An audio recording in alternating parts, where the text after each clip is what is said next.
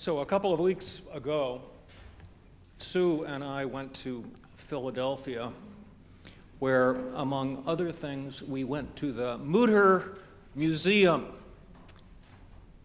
Have any of you been to the Mutter Museum? Oh, you're missing something great. It is a wondrous collection of 19th century medical curiosities.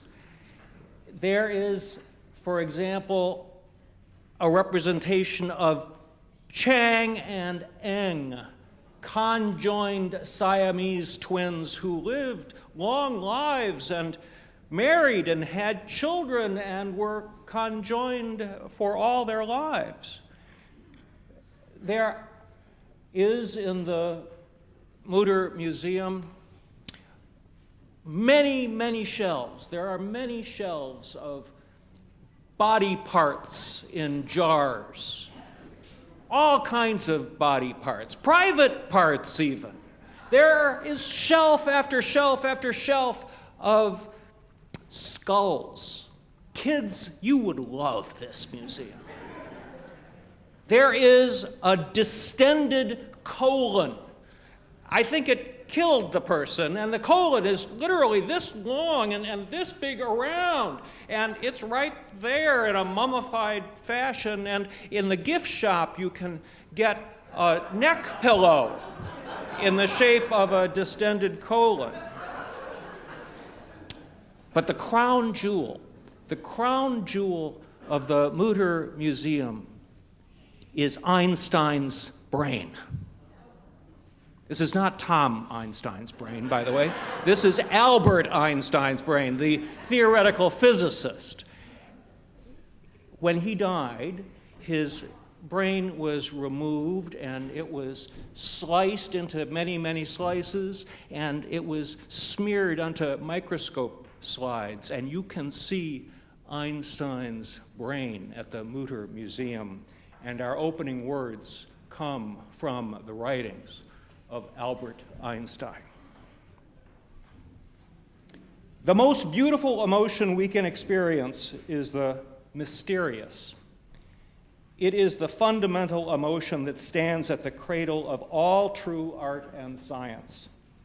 He or she to whom this emotion is a stranger, who can no longer wonder and stand wrapped in awe, is as good as dead, a snuffed-out candle. To sense that behind anything that can be experienced, there is something that our minds cannot grasp, whose beauty and sublimity reaches us only indirectly, this is religiousness. In this sense, and in this sense only, I am a devoutly religious man.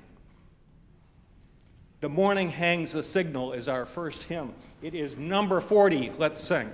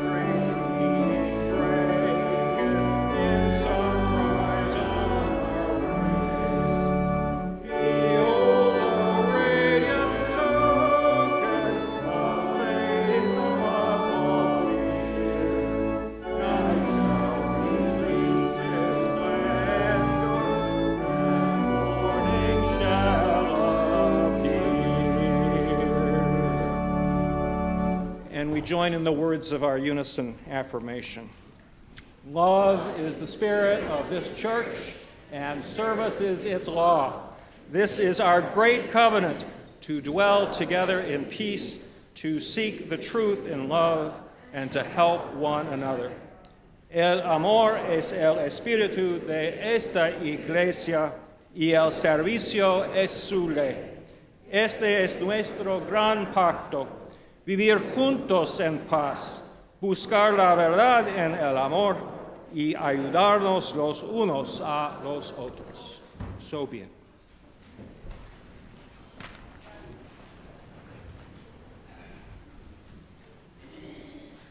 Good morning.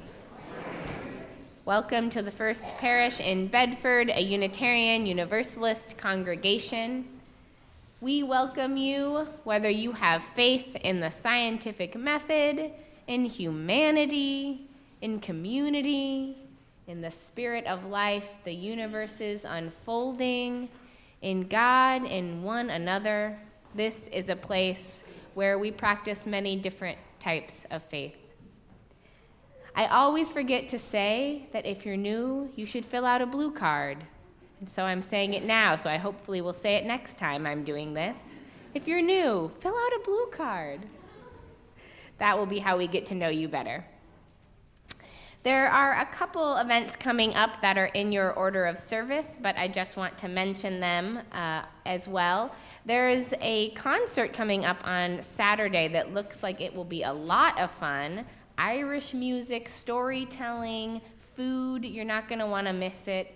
Looks like it could be fun for people of all ages, so if you have kids in your family, bring them along. It's going to be a good time. Yeah. Enthusiasm in the crowd. Absolutely. Another thing we hope you're enthusiastic about is youing the vote. Yes, we had Super Tuesday, but it's not over yet, so we're going to be continuing efforts to get people out there to vote, and the Peace and Justice Committee has been working on this, so look for them at Community Hour to get involved in encouraging voters in other states to get out there. With that, we're going to turn it over to our Time for All Ages and talk a little bit about how we can take care of each other in this community these days. Thanks, Annie. So I'm Deb Weiner. I'm the Interim Director of Religious Education here at First Parish, and this is an interesting time, isn't it, with all this stuff about coronavirus. And we recognize that it's a time when we're all trying to figure out what the best thing to do is for ourselves and for the community that we live in.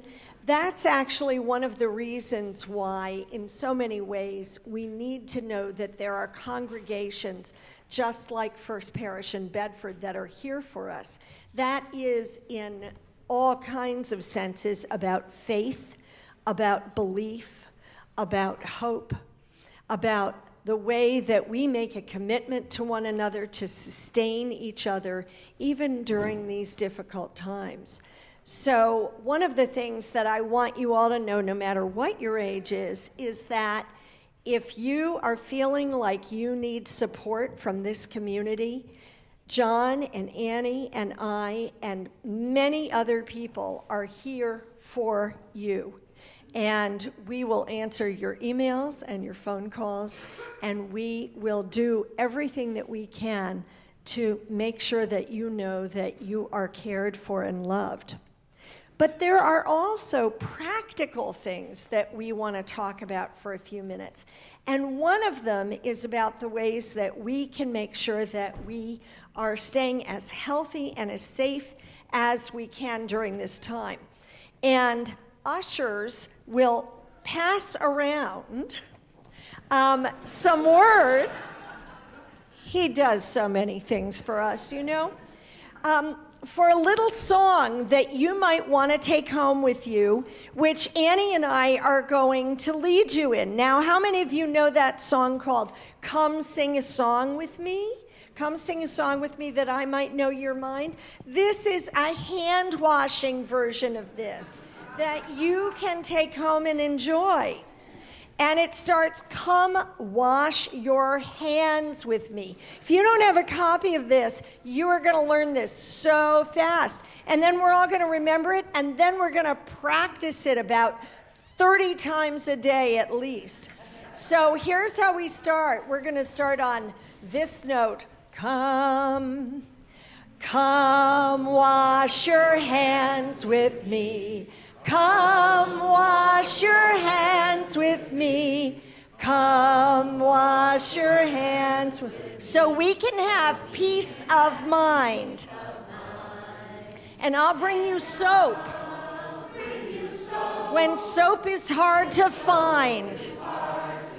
And I'll sing this song for you as we protect humankind. Let's try it again. Come wash your hands with me. Come wash your hands with me.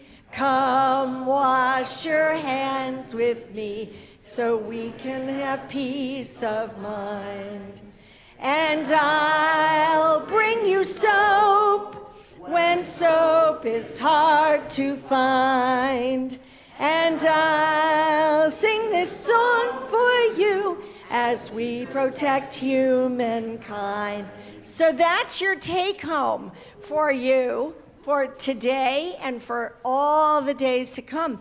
But there's still that question about what do we do now that we've been told that shaking hands or hugging is maybe not the best thing. And we have some ideas about that too. And maybe you will as well, and we invite you to join us. Hit it, Bob.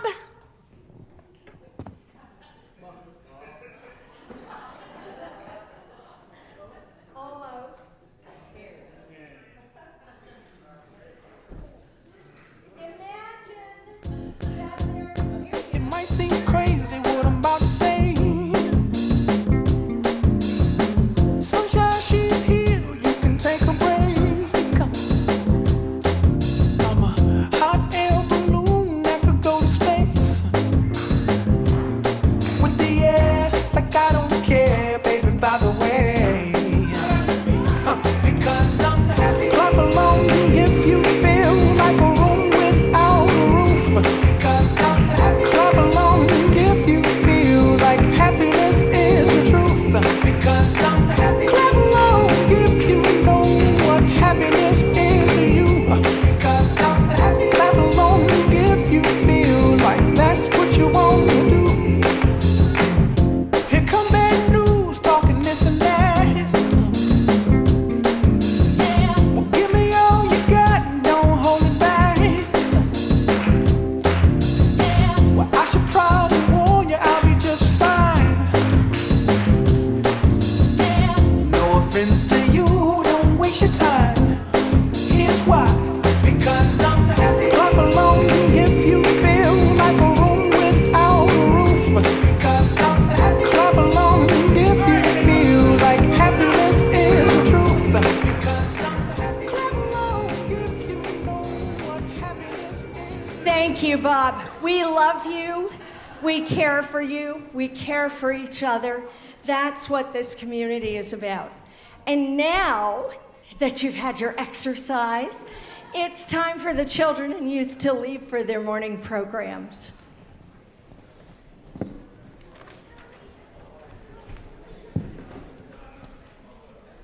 And we'll sing Spirit of Life. If you don't know it, it's number 1, 2, 3.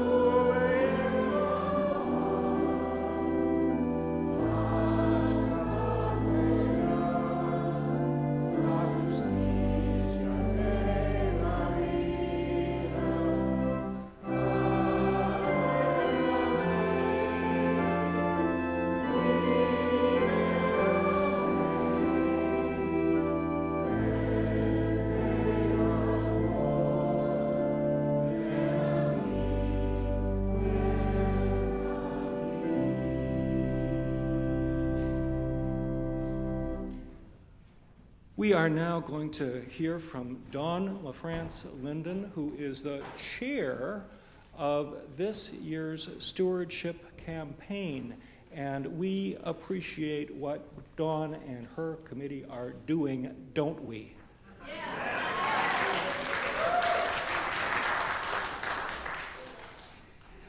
Hi, my name is Dawn LaFrance Linden, and as John said, I'm currently the chair of the Stewardship Committee, and you'll be hearing more from us in the coming weeks as we approach the time for the annual campaign to fund the budget of the church. As part of that, we're asking parishioners to share with the congregation the impact that First Parish has had on their lives, and this is my story. As a parent, I think initially about my children. After all, as many of you, I came here as I was looking for a community that shared my values to raise my children in. For the entirety of the more than 20 years that I have been part of this church, I've had children in the programs here. RE classes, junior youth group, OWL, coming of age, senior youth group, and more. We've hosted and attended circle suppers, had and been mystery friends, served on committees, and frolicked at Ferry Beach. Because my children have grown up in this congregation where so many adults give so generously of their time and where we financially support programs and staff for our youth, they have relationships with trusted adults other than their parents. They have people to talk to and resources to draw on when they need them. They are informed, engaged, and empowered. They know they are valued and cared for. I'm grateful. I could not have done it alone. I remember once early on, John checked in with me to see how everything was going. I told him that while much of what First Parish had to offer spoke to me, there were still things missing. I told him that I was conflicted. I wasn't sure whether to appreciate what was here and to look for what I needed elsewhere, or to try to shape First Parish to better suit me, which seemed kind of presumptuous, especially as a new person. Shape it, he encouraged. Make it your own. I began to get more involved. I felt empowered to be more than a passive consumer. I began to feel that I had found a spiritual home. When I enrolled my children in RE, I joined the RE committee and soon after began to teach. I did it because I felt it was my duty, but that was how I started to form personal connections. I did not live in town at that time, so that was where I started to really meet people and get to know them. I had conversations with other parents that went deeper than conversations at community hour ever could. My family was encouraged to go to that annual retreat at Ferry Beach, and once there, the conversations got deeper and more personal. Ferry Beach provided the time and space for acquaintances to become friends. I first met one of my very best friends ever when we taught our now college freshmen in kindergarten RE, and we got to know each other better at Ferry Beach. Neither of us lived in Bedford at that time, but since have both decided that this community and this town are where we want to be. When the small group ministry program began, I joined and was the youngest member of an all-women group by about 15 years or more. I am close in age now to what many of the other women were when we started. We met regularly and explored many deeply personal and meaningful topics together. A group of people I would never have been more than superficially friendly with at church, because our paths never really crossed, became close and dear friends. We haven't met in more than a decade, but those women are still among the people I hold most dear at First Parish. They enfolded me in their love and mothered me when I needed it. After my mom passed away, one appointed herself surrogate grandmother. She became part of the family and helped make us whole again. Life brings us all times of challenge and loss, sorrow and fear. We experience these things both collectively and individually, and when we do, we get through it by supporting each other. Many years ago, my marriage ended and my entire life was in turmoil. I had 5 children to care for between the ages of 5 and 20. After 12 years as a stay-at-home mom, I needed a job. I needed help and I needed comfort. People in this church sat with me as I cried, helped me sort out my new financial reality, and watched my kids as I did what needed to be done. Once more, I could not have done it alone, and I'm glad I did not have to. Most recently, my youngest son had spinal surgery. Members from this church sat with me, brought food for us, walked our dog, shopped for us, shoveled for us, and cleaned for us. We even had minor home repairs done. And you know what? Some of these people I had never met until they showed up on my doorstep to help. This congregation has been there for me every time. You have been there for me every time. I want to be there for this community. I want to be there for you.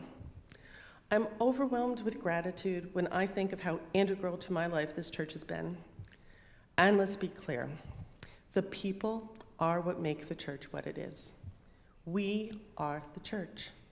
Everything that happens here, anything that happens here, is because we do it together. What impact has First Parish made in my life? There is no part of my life that has not been made better, no challenge I have faced that has not been made more bearable by the love and support I have found in this community. And as we face current challenges of living in this time and place, First Parish in Bedford provides a place of stability in a chaotic world.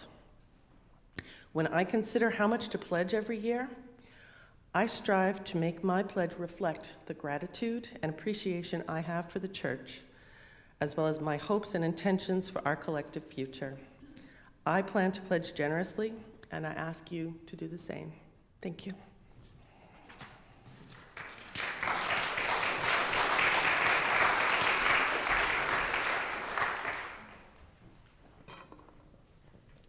Good morning. My name is Marge Heckman, and I'm a member of the lay pastoral team here at First Parish. At this time in the service, we invite anyone who would like to come forward and light a candle of joy or concern. And I'll light one last candle for all of those joys and concerns that we keep in our hearts. Freely we have received, freely give. For the good work of this congregation within and far, far beyond these walls, our offering will gratefully be received.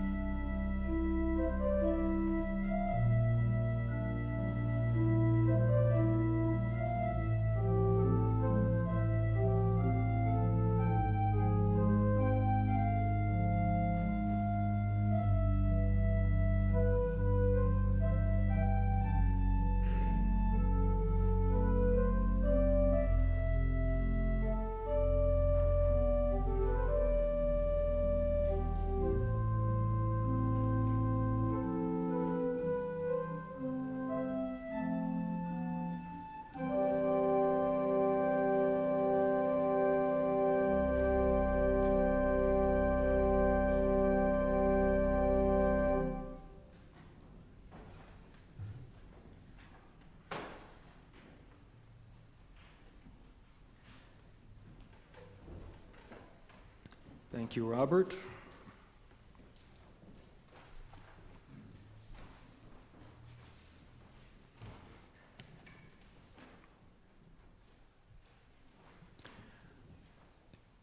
You know, when ministers go on sabbatical, it is not uncommon in their absence for conspiracies and controversies and coups and mutinies to arise in the congregation. While the cat's away, the mice will play. And ministers sometimes return to discover that all hell has broken loose. Thanks to everyone's good behavior, that really did not happen in my absence. The biggest commotion and kerfuffle you could muster was, of all things, a theological dust-up, and I think a modest one at that.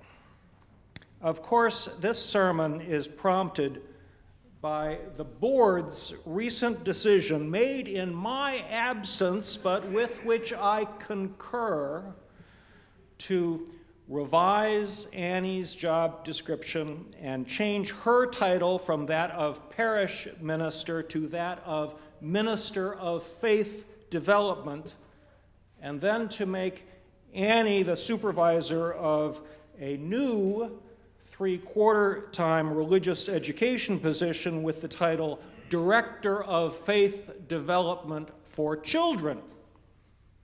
Faith development, some exclaimed. What's faith got to do with the First Parish in Bedford? Faith? I do love Unitarian Universalists. I love you, and you have lived up to my every hope and expectation. Of course, I was also reminded of the time several years ago when midweek our assistant minister asked a parishioner, "Will you be joining us on Sunday for worship?" And the parishioner recoiled. "Worship? What's worship got to do with it?" I got a sermon out of that kerfuffle, too. To those of you who sincerely ask, what's faith got to do with it, let me first assure you I hear you. I get it. Remember, I grew up in a very humanist Unitarian church in Chicago where the pulpit was named the Tom Paine pulpit after the free-thinking revolutionary Tom Paine, who Theodore Roosevelt would later call that filthy little atheist. Tom Paine was our kind of guy. In that church, and it did call itself a church, though there are quite a few UU organizations that, out of our deference to Jews and others who are allergic to churches, some call themselves societies or fellowships. And indeed, that's why we call ourselves First Parish. First Church is down the street, and it is an explicitly Christian UCC congregation. In my Chicago church, we gathered not in a sanctuary, but in an auditorium. We listened not to sermons, but to addresses. We sang songs, not hymns, and it really did happen that people would first read the words to see if they agreed with them before deciding whether to stand and sing. It was said that God was invoked only when the custodian hit her thumb with a hammer. There is some of that here too. Some parishioners are wary of unison or responsive readings because they don't want words put in their mouths. There was a parody responsive reading that made the rounds a while ago. It began with the leader saying, "You don't like responsive readings," to which the congregation responded, "We don't like responsive readings." It went on with the leader saying, "Look, I can make you moo like a cow," to which the congregation responded, "Moo," or "bleat like a sheep, baa." "Repeat after me, I will never ever mindlessly repeat words that someone else has chosen for me." And the congregation responds, "I will never ever mindlessly repeat words that someone else has chosen for me," etc. Uber Unitarian Ralph Waldo Emerson rightly and famously said, "Nothing is at last sacred but the integrity of your own mind." Again, I get it.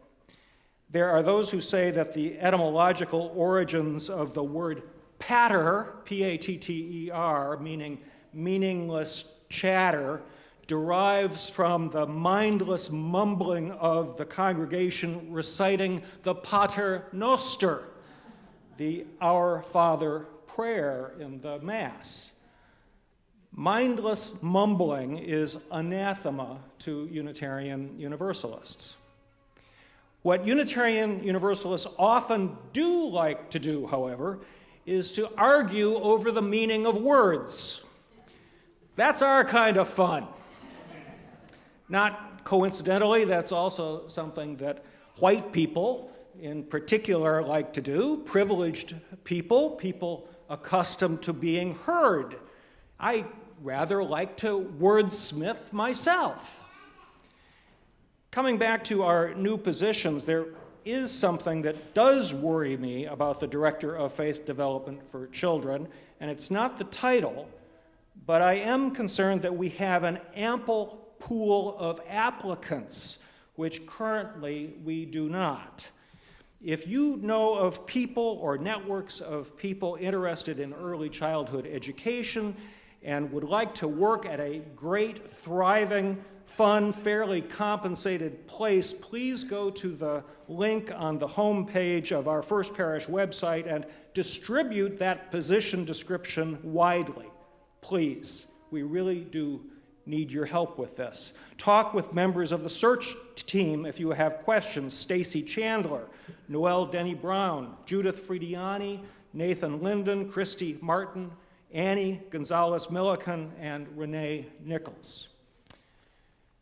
Judith Fridiani is the chair of that search committee, and for many years, Judith was the head of the entire religious education department of the Unitarian Universalist Association, where her title was Director of Lifespan Faith Development.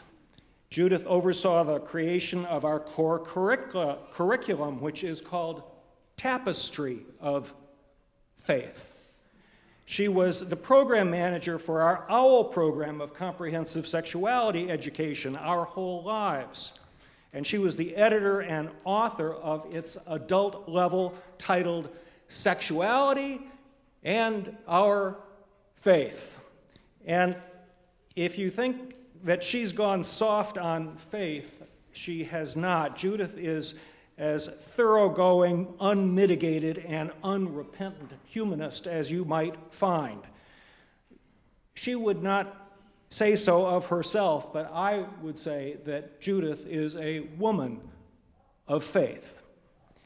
At the top of the order of service, I placed 3 quotations about faith. The acerbic Ambrose Bierce's definition of faith as belief without evidence as told by one who speaks without knowledge. Also that of Martin Luther King, who said, faith is taking the first step even when you don't see the whole staircase.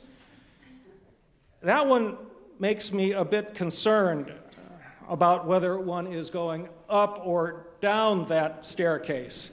With the number of parishioners who have had very bad falls this winter, I say, watch your step. That first step may be a doozy. In some circumstances, taking an unseen first step on faith is ill-advised. But then there's that third quotation from Wilfred Cantwell Smith. He died in 2000 and was the director of the Harvard Center for the Study of World Religions. Judith Frediani referred me to Smith's description, which Judith says is what she means by faith. And now, I promise you that I won't make you say moo or ba, but I think this will sink in just a little bit more if we read it together. Trust me here, you don't need to read ahead, and it's okay if you end up not believing a word of it. I just want us to understand his idea of faith. Let us read this together. Faith, then, is a quality of human living. At its best, it has taken the form of serenity and courage and loyalty and service. A quiet confidence and joy which enable one to feel at home in the universe and to find meaning in the world and in one's own life. A meaning that is profound and ultimate and is stable no matter what may happen to oneself at the level of immediate events. Men and women of this kind of faith face catastrophe and confusion, affluence and sorrow unperturbed, face opportunity with conviction and drive, and face others with cheerful charity. Thank you for reading with me. Speaking only for myself, that is the kind of faith I hope we all may develop here. Again, I get it if this language of faith does not speak to you. And no one is asking you to take anything on faith. Religious language, and for that matter, the words we use to describe almost everything of ultimate importance, these words are inherently ambiguous. The word faith derives from the Latin fidere, meaning to trust or to confide in. We want and need to trust, and yet a con man is short for a deceitful confidence man. And then there's that famous Russian proverb, trust but verify. Worship is another ambiguous word, and to some it means an obsequious bowing down. The old Shaker hymn says, "To bow and to bend we shan't be ashamed." But were we to servilely bow and to scrape, Unitarian Universalists would indeed be ashamed. And yet, the Old English origins of the word worship derive from work type, W-O-R-S-C-I-P-E, Old English, meaning to shape that which is of worth. Yes, in that sense, what we do here is indeed worship, the shaping of that which is worthy. We may, as the bumper sticker says, question authority, but here let us also seek that which is worthy and legitimate authority. Now, I think we should unpack the word God some other day in another sermon. For now, suffice to say, depending on how it is construed, God is the ultimate ambiguity. How can we not be made anxious by the ambiguities of our political situation, by the threat of climate extinction, or by the unknowns of the coronavirus? My hunch is that even without these existential crises, there's plenty of ambiguity in your personal life. There is in mine. If by faith we mean learning to cope with ambiguity, to cultivate serenity, to act with unperturbed conviction, and to nevertheless persist, well, that is the kind of faith I would want us to encourage. There's also a generational aspect to our attitudes toward faith. many of my generation and older have an allergy to religious trappings, verbiage, pomposity, and falderall. A younger generation, less exposed, often raised without any religious awareness, may likewise be appalled by trappings, verbiage, pomposity, and falderall, but is nonetheless more curious, even hungry for words or rituals or practices or experiences that nurture confidence, meaning, joy, and equanimity in calamitous times. Truly, I want us to be building a big tent, multi-faith religious community. There was a time when Jack Mendelson, bless his heart, Jack would tell a Christian newcomer to this church that, you know, there's a nice Christian church down the street. Why don't you try that out? In contrast, I want this place to be safe and encouraging in all our spiritual and other identities. I do not want to cede faith to the religious right. I want us to claim, not abdicate, our faith-based values and convictions.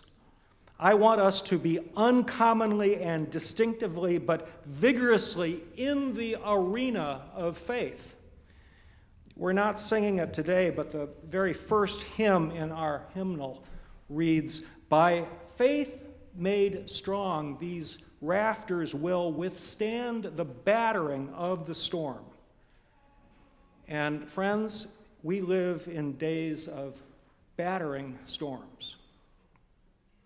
You know, to prime my sermonic pump at Carlton Willard last week and then online, I invited everyone to complete the sentence, "I have faith in blank," and then to complete a second sentence, "I have no faith in blank." And I received more than 60 responses.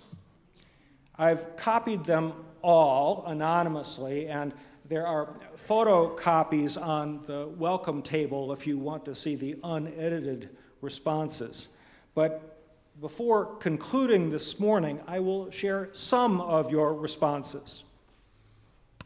Some of you expressed faith in Gaia, nature, God, Jesus, spirituality, the goodness of most people, dreams, nothing, intuition, uncertainty, reason, some family, oneself, Elizabeth Warren, the connectedness of all things, faith as a verb, faith in my wife Mary, one said, faith in Nancy, said another, faith in John Gibbons, faith in time. Someone said they have faith in my ability to change. Science and the scientific method, the collective wisdom and strength of our congregation and its covenant, love, faith in corruption and man's commitment to doing bad for its own sake. Someone said they have faith in a mother's love, but then went on to say, I have no faith in my mother's love. Ha, they said. Faith in my guardian angel, that the sun will come up, the future, the value of education, local government. There were many, many multitudinous expressions of no faith in Trump, Pence, and the federal government. They took a real beating in my survey. Nor in capitalism, religion, a supreme being, mean-spiritedness, no faith in faith, Fox News, apathy, perfection, blind adherence, organized religion, excluding UU, liars, politicians, salesmen, advertisers, war, money, suburban liberalism, most people, eternity, afterlife, gods, goddesses, and supervisory deities, made up stories, received wisdom, the Bible, scriptures. I do not have faith in man creating heaven on earth. Earth is for hell. Political solutions to moral problems. No faith in people learning to respect people different than themselves. No faith in anything. Two last stories.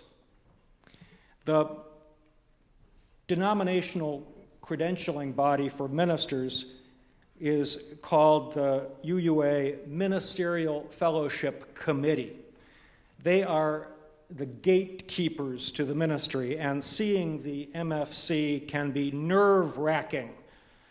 Indeed, before I saw them 40 years ago, I spontaneously developed warts on every finger of both hands. And when I received their approval, the warts immediately went away and have never recurred. So a friend of mine appeared before the fellowship committee, and he was grilled. "Tell us your definition of faith," they demanded. He stammered, he drew a blank, and he finally blurted out, I have faith that if you turn me down, we still can go out for drinks later. Somehow they gave him the green light. Likewise, I have faith that whatever your thoughts and feelings about faith may be, our respect for one another shall abide nevertheless. Someone once said, I may dislike or disagree with the words of a hymn, but I sing it anyway because it may speak to the heart of the person next to me. I would have us cultivate an inclusive appreciation for faith in all its ambiguity. And finally, let's go back to Einstein's brain. It is sort of ridiculous, I think, that when he died, somebody would harvest, slice, dissect, and smear Albert Einstein's brain cells on microscope slides, as if that would reveal the marvelous genius essence of Einstein. Likewise, we can haggle and slice, dissect, and wordsmith the meaning of faith, and we will be no closer to its meaning. Faith is lived, not put under a microscope, or it is meaningless. I began with words by Albert Einstein, and I'll end with words by Einstein as well. Someone once visited Einstein in his office at Princeton and noticed a horseshoe hanging over his office door. I put it there to bring me good luck, Einstein explained. Surely you don't believe in such superstition, do you, Professor Einstein? No, of course I don't believe that, Einstein replied. But I have also heard that it works whether or not you believe it.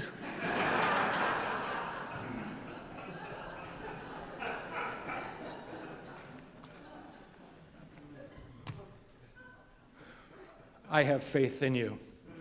I do. We'll sing Light of Ages and of Nations. It's number 190.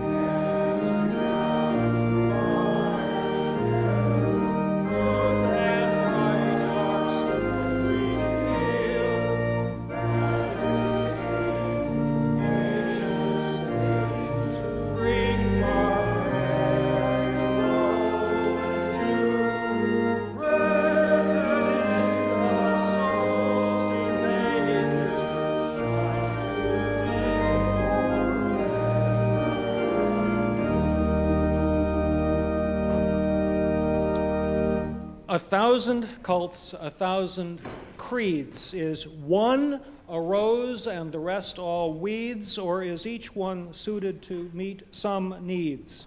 Is your own so great that the rest seems small? Then keep it and live it, that's all. Pagan or Christian, Gentile or Jew, how may you know that your own is true? Not for him or for me or for others, but you, to live by, to die by, to stand or to fall.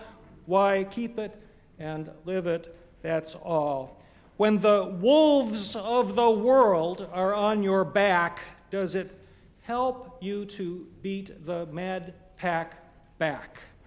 To laugh at the snap of the snarling pack, does it leap in your heart like a huntsman's call? Then keep it and live it, that's all. When the strong are cruel and the weak oppressed, does it help you to help? Does it sting in your breast? Does it sob in your soul with a wild unrest? To fight against might and let nothing appall? Then keep it and live it, that's all. And when the last fight comes and you take your stand, and the sword of your strength breaks out of your hand, and the ground neath your feet turns to shifting sand. Does your religion sing when your back's at the wall? Then keep it. It's yours. And that's all. So may it be.